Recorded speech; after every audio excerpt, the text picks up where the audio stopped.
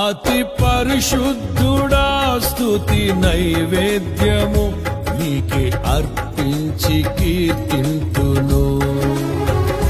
నీవు నా పక్షమై నన్ను దీవించగా, నీవు నా తోడువై నన్ను నడిపించగా, జీవింతును నీ కోసమే ఆశ్రయమైన నా యేసయ్యా. అతి పరిశుద్ధుడా స్తుతి నైవేద్యము నీకే అర్పించి కీర్తింతును.